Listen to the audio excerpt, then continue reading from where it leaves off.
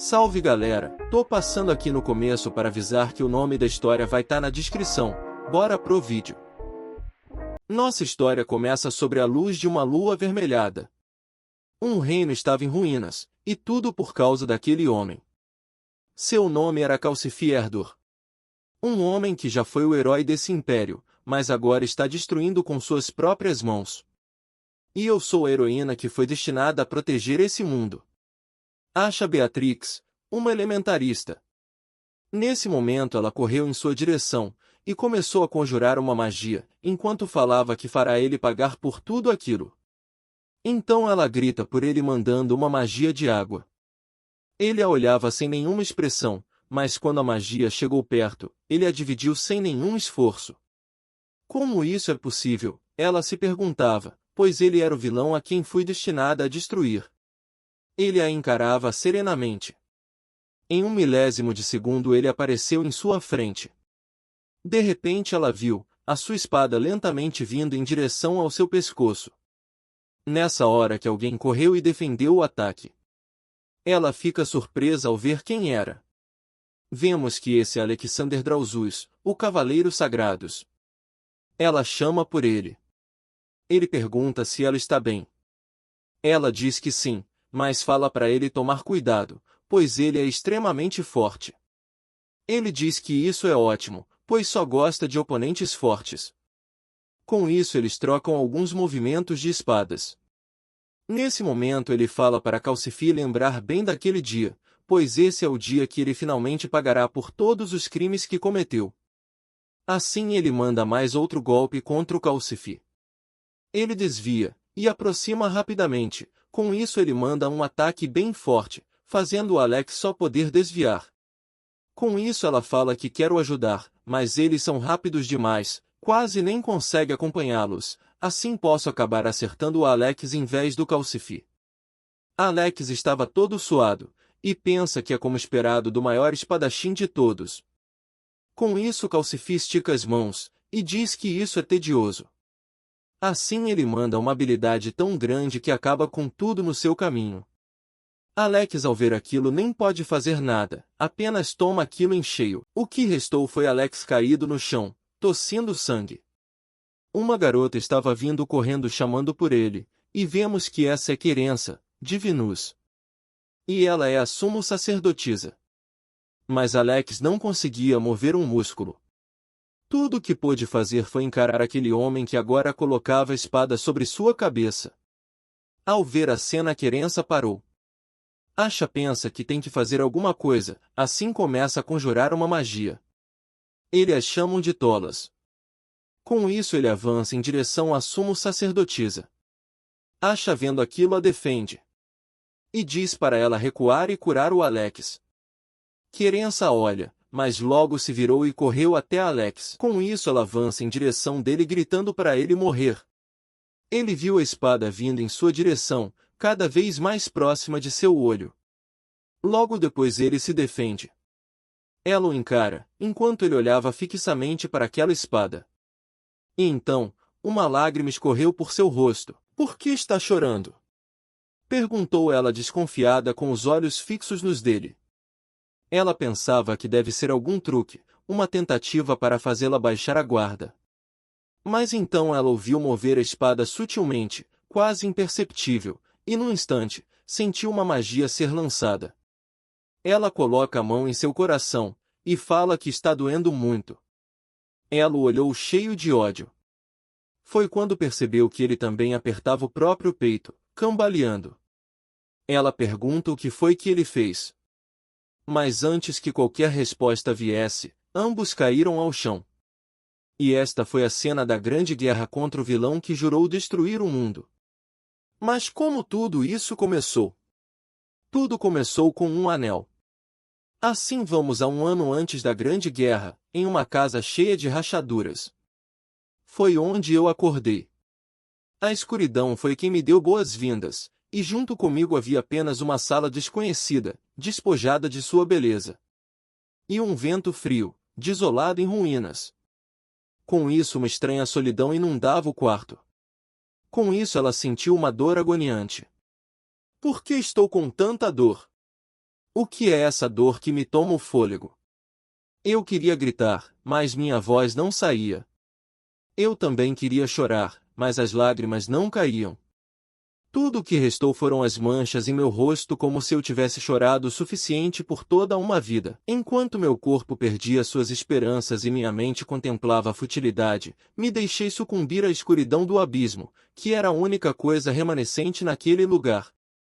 Desde quando a escuridão era tão reconfortante?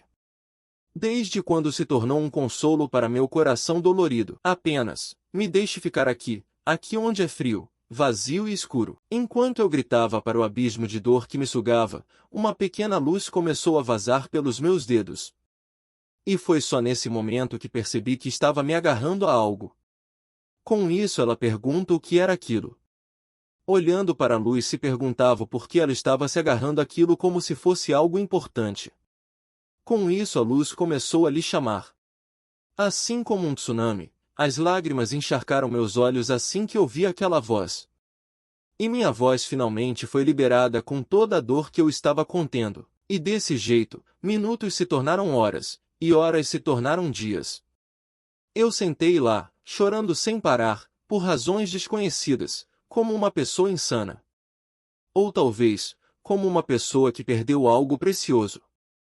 Mas mesmo assim, eu não conseguia lembrar o que era. A única evidência que eu possuía era a dor que isso me deixou. Vasculhei minhas memórias, procurando o que quer que fosse que me deixava assim. Conseguia claramente me lembrar de quem eu era, desde a infância à vida adulta. Até meus pais, amigos, até a cidade em qual cresci. E também meus poderes elementais. Tudo fazia sentido, mas porque ainda parecia que estava faltando algo importante. O porquê acordei nesse lugar? E quando cheguei aqui? Com quem eu estava, se é que eu estava com alguém? Por que tudo virou ruína? E por que sinto tanta dor? Eu possuía tantas dúvidas, mas ninguém para respondê-las. Então eu decidi eu mesma procurar pelas respostas. Pois eu precisava superar e procurar pelo que perdi, nada mudaria se eu ficasse parada, esperando. Eu devo me reerguer, e talvez, eu encontre minhas respostas. E então, começarei minha jornada atrás daquilo que me é precioso. Meu nome é Asha Beatrix, e essa é minha história. Com isso 6 meses se passaram, no reino de Eirinir. Ela escrevia no livro enquanto pegava uma carona. Quando desceu ela agradeceu pela carona, e disse que quer pagar pela viagem. O homem disse que estava tudo bem, e que não precisava pagar, pois estava indo na mesma direção de qualquer jeito. Ela tentou contestar. Mas ele insistiu que não precisava, e disse para ela usar o dinheiro para comprar alguma refeição, ou reservar um quarto na pousada. E diz que ela provavelmente iria precisar nesses dias de festividade. Com isso ela perguntou que festividade era essa. Você não sabe?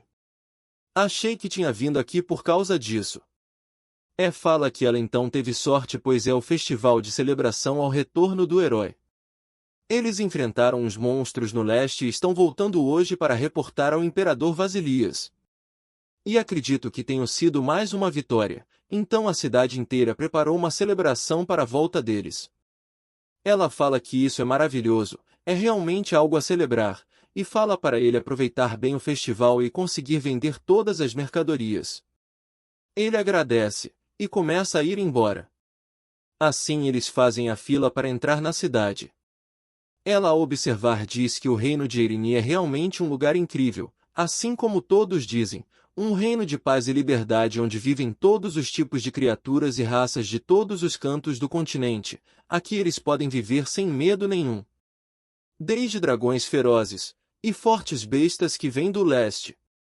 Elfos místicos e anões do oeste. Fadas problemáticas e sereias do sul. Até demônios malignos e fantasmas do norte.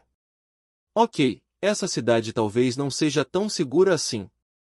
Ainda assim ser capaz de construir um reino desse, o imperador deve ser uma pessoa incrível. Com isso ela vê uma menina dando uma flor ao guarda. E pensa que essa cidade deve ser bom de morar. Mas meu coração ainda dói. Assim ela fala para ela mesma que hoje não quer pensamentos negativos. Só quer aproveitar o festival. Com isso ela chega a uma pousada. E pergunta se eles têm um quarto disponível. A atendente diz que tem sim, e que além desses eles têm quartos em frente à praça da cidade, também no porto, e em frente a belos campos. Ela diz que gostaria de um em frente à praça da cidade. Com isso ela recebe a chave. Assim ela vai para seu quarto. Logo quando chega, já foi direto para a banheira. Ai que ela percebe que a água estava fria. Assim ela chama por Aqua e Solum. Solum diz que é uma honra ajudar novamente. Enquanto a Aqua diz que ver que ela precisa de sua ajuda novamente, e diz que independente do que seja, não será nada para a grandiosa Aqua. A espera. Porque nós estamos em um banheiro. E eu aqui pensando que era monstros. A Prota pede desculpas, e diz que a água está gelada, então eles poderiam providenciar água corrente e ervas relaxantes. A Aqua fica com raiva e diz que quantas vezes já disse que ela não é aquecedor de água. Assim a Prota pede por favor. Ela fica enojada com isso.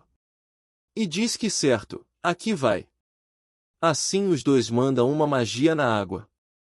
A Prota disse que aquilo era maravilhoso, e agradece a ela. Ela suspira e disse que aquilo não é nada. O Solum diz que é sempre um prazer ajudá-la, e pergunta se isso é tudo. A Prota diz que sim, e que eles podem voltar para o mundo espiritual agora. Nessa hora a Aqua fica com raiva, e diz que ela literalmente só o chamou para ajudá-la com o banho. O que somos agora, servos? Enquanto isso Solum só acena. Logo depois ela se veste, e se joga na cama. É nessa hora que começa uma batida lá fora. Ela pensa que o herói e sua equipe devem ter chegado. Assim ela vai até a janela. Alguém gritava dizendo que o herói retornou. Aí vemos que seu nome era Alexander Drauzus, o novo herói do reino. E pensa que herói é um título dado apenas à pessoa mais forte do reino. É nessa hora que ela sente algo. E quando olha novamente ver alguém andando ao lado do herói. Ela se pergunta quem seria esse, ou se está imaginando coisas. E pensa que isso não está certo. Essa é a minha primeira vez testemunhando a volta de um herói, mas por que parece tão familiar? É como se eu já tivesse visto milhares de vezes antes. Com isso ela vai até a mesa. Enquanto escrevia ela pensava que nos últimos 6 anos viajou pelo mundo atrás de algo. Assim ela começa a virar as páginas. Algo que não consigo descrever, mas sei que é importante. Então o que será? Seja como for, acredito que seja esse homem a chave. Frequentemente o vejo em meus sonhos e visões. O problema é, quem é ele? E onde posso encontrá-lo? Na sala do trono. Sentado no trono estava o imperador Vasilias Fotia. Os nobres começavam a reclamar, pois não acreditavam que foram convocados para receber um herói plebeu. Os outros concordavam, especialmente porque ele começou a servir o reino há apenas alguns meses. Assim um homem vai e diz ao imperador que se ele permite, ele gostaria de chamar sua atenção para um assunto de grande importância. O imperador permite e o chama de Arquiduque Genaios. O arquiduque agradece e diz que ele vai achar bastante desagradável, mas ainda assim, ouso dizer isso. Aí vemos que esse é o arquiduque Lian Genaios.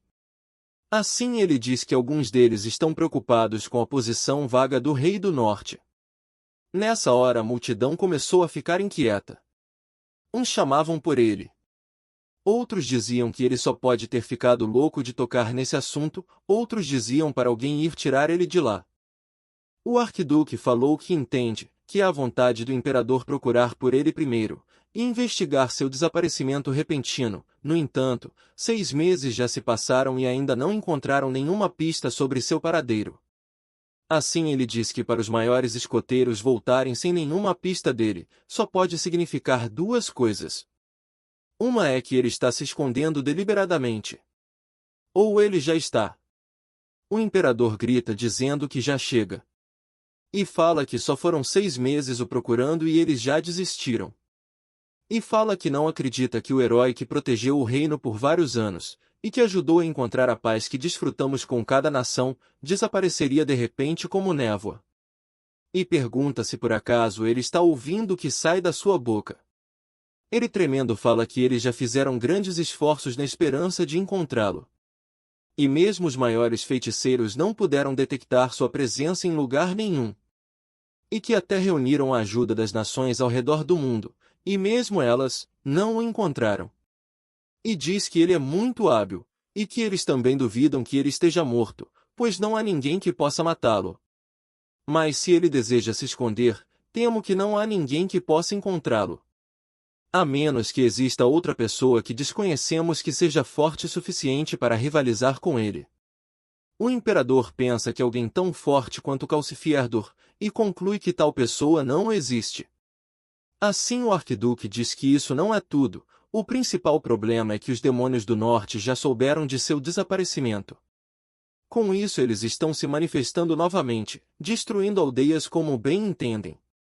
Por isso, nosso povo está sofrendo. O norte precisa de um rei que pode domar esses demônios ou então todo o reino do norte será deixado em ruínas e todo o nosso povo morrerá. Com isso os nobres começaram a cochichar entre si. O rei botou a mão na cabeça pensando no que vai fazer. A rainha percebendo colocou sua mão por cima da sua. E falou que entende o que o rei Calcifer é para ele, pois além de um herói é também um amigo a quem ele confia como um irmão. No entanto, a vida de nosso povo está em jogo. Não podemos mais fechar os olhos para esse assunto. E essa é a imperatriz Charis Fotia. Assim o imperador diz que sabe que tem sido muito teimoso. A imperatriz ri, e diz que ele realmente é. E diz que se ele deseja que Calcifer permaneça como rei do norte, por que não atribuímos um protetor temporário para lá? Assim, podemos continuar nossa busca por ele enquanto protegemos as pessoas. O imperador diz que essa é uma grande ideia, no entanto essas pessoas. E diz que conhecem todos muito bem. Assim o imperador pergunta a ele o que eles querem que ele faça. Todo mundo sente o peso dessa pergunta. O arquiduque se põe à frente e diz que agora eles finalmente têm um novo herói, por que não nomeamos o novo cavaleiro sagrado, e o colocamos como o novo rei do norte? Os nobres concordaram. O imperador pensa que é engraçado, em um momento eles estão reclamando sobre receber um herói plebeu com todos eles presentes, e em outros querem nomeá-lo como o novo rei do norte. Só os tolos não conseguem ver seus verdadeiros desejos. Assim o imperador fala que nesse caso, por que não perguntamos ao próprio Alexander? Se ele concordar em assumir o norte, então deixarei ele tomar a posição. Mas se não concordar, continuaremos nossa busca pelo herói Calcifi, e enviaremos nossos cavaleiros mais fortes para ajudar o norte. Mas qualquer que seja o resultado, espero que cada família nobre envie ajuda e contribua com os suprimentos para as pessoas. Os nobres concordaram. Assim um cavaleiro entra pela porta e anuncia a chegada do herói Alexander, da grande sacerdotisa, querença de Venus e dos comandantes dos cavaleiros. Assim eles todos vão entrando. Então galera, esse foi o vídeo. Se você gostou já deixa o like e se inscreva. Até a próxima.